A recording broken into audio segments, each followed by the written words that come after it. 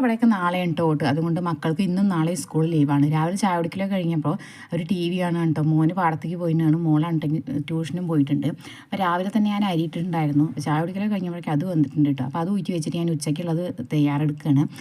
അപ്പോൾ അതാ ഇന്നലെ കുറച്ച് ചീര കൊടുത്തിട്ടുണ്ടായിരുന്നു. അപ്പോൾ ഇന്നലെ ചീര കറി വെച്ച് വിട്ടോ, ബാക്കിയുള്ളത് അങ്ങനെ ഫ്രിഡ്ജിൽ വെച്ചിട്ടുണ്ടായിരുന്നു. അതുകൊണ്ട് ഉപ്പേരി വയ്ക്കാൻ വേണ്ടിയിട്ടാണ്. പിന്നെ മോര് കറി ഉണ്ടെന്ന് വെക്കുന്നത്. അപ്പോൾ ഒരു ചെറിയ കഷ്ണം മത്തനും കുമ്പളും എടുത്തിട്ടുണ്ട്. ഞാൻ എൻ്റെ അമ്മ വെക്കുന്ന പോലെ ഉണ്ടോ മോര് കറി വയ്ക്കാം. തക്കാളി ഇട്ടിട്ട് പിന്നെ പച്ചമുളക് കൂടിയും കീറിയിട്ടിട്ട്, മോൾക്ക് അങ്ങനെ വെക്കണതാണ് ഇഷ്ടം.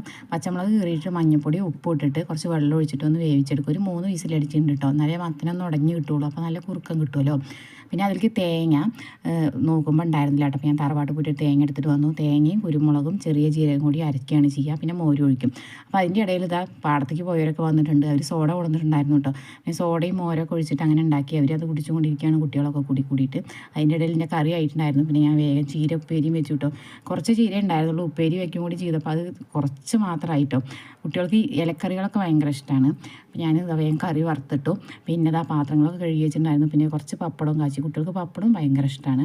പിന്നെ ഞാൻ കുറച്ച് മുളകും വറുത്ത് വെച്ചിട്ടുണ്ട് കേട്ടോ. അപ്പോൾ അത്രയുള്ളൂ നമ്മുടെ കുഞ്ഞു വീഡിയോ. ഇഷ്ടമായിട്ടുണ്ടെങ്കിൽ സബ്സ്ക്രൈബ് ചെയ്ത് സപ്പോർട്ട് ചെയ്യണേ.